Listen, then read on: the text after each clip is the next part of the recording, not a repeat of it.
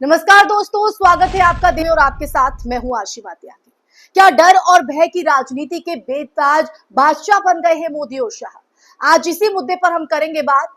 दोस्तों, कभी आपने सोचा है कि लोकतंत्र की असली ताकत जनता के हाथ में होती है, लेकिन अगर चुनाव कराने वाला तंत्र ही जनता से दूर चला जाए तो लोकतंत्र किसके भरोसे बचेगा? ये सवाल इसलिए क्योंकि आज भारत में यही सबसे बड़ा सवाल खड़ा हो चुका है। नरेंद्र मोदी और अमित शाह जिस तरह सत्ता के हर औजार पर कब्जा करते हुए जा रहे हैं, उससे कहीं ना कहीं डर और भय की राजनीति सिर्फ चुनाव जीतने का हथियार नहीं रह गई है, बल्कि अगर देखा जाए तो पूरे लोकतांत्रिक ढांचे पर हावी भी हो चुकी है। इसलिए ये मुद्दा, ये चर्चा गंभीर है दोस्तों। आज के ध्यान से आप सुनेगा, लेकिन उससे पहले आप लोगों से अपील, इंसाफ की आवाज को बुलंद करने के लिए और सच्ची पत्रकारिता के लिए हमारा सहयोग करें। चलिए आज की चर्चा पर आते हैं। ताजा विवाद CSDS यानी centre for the study of developing societies के सर्वे और बयान को लेकर है। CSDS के फाउंडर संजय कुमार ने महाराष्ट्र में वोटों की गड़बड़ी पर एक ट्वीट किया है, फिर उसे गलत मानकर हटा भी दिया। लेकिन बीजेपी की IT सेल ने इसे हथियार बना लिया और प्रचार शुरू कर दिया कि राहुल गांधी ने चुनाव आयोग पर सवाल उठाने के लिए इसी ट्वीट का सहारा लिया था। अब आप समझिए बीजेपी की ये स्ट्रैटेजी। जबकि सच्चाई दोस्तों ये है कि राहुल गांधी ने काफी पहले ही आरोप लगा दिए थे और CSDS का ट्वीट तो बाद में आया। यानी ये दावा पूरी तरह से झूठा था जो बीजेपी कर रही है राहुल गांधी को लेकर। इस झूठ को फैलाने का जो काम है वो एक बार फिर किया है बीजेपी IT सेल के प्रोफेसर अमित मालविया ने, जिन्हें लोग अब झूठ की फैक्ट्री चलाने वाला कहकर पहचानने भी लगे हैं। ये पहचान बन चुकी है अमित मालविया की। लेकिन इस बार भी उनकी पोल खुल गई और साबित हो गया कि राहुल गांधी का बयान स्वतंत्र था, CSDS से जुड़ा नहीं था। और एक बार फिर मालविया को मुंह की खानी पड़ी है दोस्तों, क्योंकि कहते हैं कि झूठ छुपाए नहीं छुपता है। और अब बीजेपी का सच धीरे धीरे सामने आ रहा है। उधर अगर देखें चुनाव आयोग की बात करें तो चुनाव आयोग पर जनता का भरोसा लगातार गिरता जा रहा है। उसकी वजह भी है।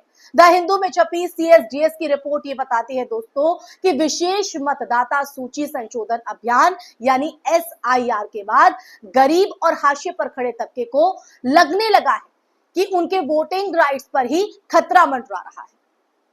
बिहार में अगर बात करें तो बिहार में तो SIR को लेकर जबरदस्त आलोचना हो रही है। लोगों को यह लग रहा है कि उन्हें जानबूझकर वोटिंग प्रक्रिया से बाहर किया जा रहा है। यह भरोसे का संकट मामूली नहीं है दोस्तों। यही वजह है कि अब आम जनता भी समझने लगी है। अब एक और बड़ा सवाल सामने आया है। चुनाव आयोग के मुखिया ज्ञानेश कुमार के परिवार की पोस्टिंग्स, उनकी बेटी मेहता रूपम अभी अभी नोएडा की DM बनाई गई है। उनके दामाद की बात करें तो मनीष बंसल जो सहारनपुर के DM है। दूसरी जो बेटी है अभिश्री श्रीनगर में IRS अधिकारी है और दूसरे दामाद अक्षय लब्रो श्रीनगर के DM। अब सवाल उठना या उठाना लाजमी है दोस्तों कि क्या चुनाव आयोग और सरकार के बीच रिश्ता इतना घनिष्ठ हो चुका है कि जनता का भरोसा ही खो जाए? ये सवाल इसलिए, लेकिन यहां पर एक और चीज अगर हम देखें, एक और पहलू जिस पर जोर देना जरूरी हो जाता है। समस्या सिर्फ ज्ञानेश कुमार की नहीं है, ना ही कोई और व्यक्तिगत अधिकारी। अगर असल समस्या को देखें, मूल समस्या को देखें तो नरेंद्र मोदी। पिछले 10 सालों में हर उस इंसान को सत्ता से बाहर कर दिया गया जिसने रीढ़ सीधी करने की कोशिश की या जिसने सवाल उठाया दोस्तों। यही हो रहा है। अब याद कीजिए कैसे RBI गवर्नर अचानक पद छोड़कर चले गए, कैसे सांख्यिकी आयोग के लोगों ने इस्तीफा दिया और कैसे चुनाव आयुक्त अशोक लवासा, जी हां नाम याद होगा, उनको प्रताड़ित किया गया क्योंकि वो मोदी के खिलाफ आचार संहिता उल्लंघन पर कार्रवाई चाहते थे। कैसे CBI डायरेक्टर आलोक वर्मा को आधी रात को हटा दिया गया। आधी रात ये कार्रवाई हुई क्योंकि वो राफेल सौदे की जांच शुरू करने वाले थे। आप राजनीति को समझिए दोस्तों। अब ताजा अगर मैं उदाहरण देना चाहूं, ताजा एग्जांपल मैं आपको दूं तो उपराष्ट्रपति जगदीप धनखड़ को ही ले लीजिए। हमेशा सरकार की लाइन पकड़कर चलने वाले धनखड़ ने जैसे ही विपक्ष का मोशन स्वीकार किया, तुरंत उन्हें चलता कर दिया गया। यानी जो भी व्यक्ति सत्ता की मर्जी के खिलाफ गया उसका करियर खत्म। कितने उदाहरण मैंने आपके सामने रखे हैं, और ये मैं नहीं कह रही, ये तथ्य कहते हैं, ये वो वाक्य कहते हैं जो असल में हुए हैं। अब असल समस्या दोस्तों यही है कि 140 करोड़ लोगों का लोकतंत्र अब 1.5 लोगों के हाथ में है, जो उनकी मर्जी के खिलाफ खड़ा होगा उसकी रीढ़ तो तोड़ दी जाएगी। और यही वजह है कि संवैधानिक पदों पर बैठे लोग कानून और संविधान की ताकत का इस्तेमाल करने की बजाय सरेंडर करते जा रहे हैं। अब ये दहशत की राजनीति नहीं है तो क्या है, लेकिन लोकतंत्र का सवाल इससे कहीं बड़ा है दोस्तों, कहीं बड़ा। ये सारे बुजुर्ग अधिकारी और नेता तो 10-15 साल में निकल जाएंगे, लेकिन देश को तबाह करके जाएंगे। इसलिए लड़ाई किसी व्यक्ति की नहीं है, देश की है दोस्तों। अगर डर और झूठ की राजनीति पर अब भी लगाम नहीं लगी ना, तो आने वाली पीढ़ियों के लिए लोकतंत्र सिर्फ किताबों में लिखा जाएगा, और कहीं ना कहीं अगर देखा जाए तो सिर्फ एक शब्द बनकर रह जाएगा। क्या आप ये चाहते हैं दोस्तों? ये जो इस वक्त हम स्थितियां या परिस्थितियां देख रहे हैं, ये बेहद भयावह है, आने वाली पीढ़ी के लिए भी और हमारे लिए भी, देश के लिए भी।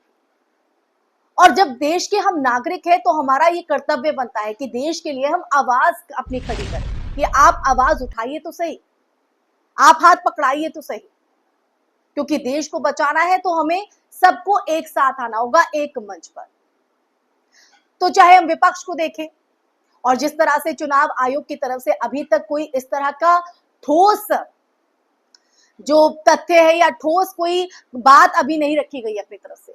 यही वजह है कि चाहे चुनाव आयोग हो और अब बीजेपी, जो कि लोगों की आंख पर, जनता की आंख पर पट्टी बांध रही थी, अब वो पट्टी कहीं ना कहीं खुलती जा रही है दोस्तों। क्योंकि झूठ को आप कितना भी बड़ा करने की कोशिश कीजिए, उसकी लाइफ ज्यादा लंबी नहीं होती है।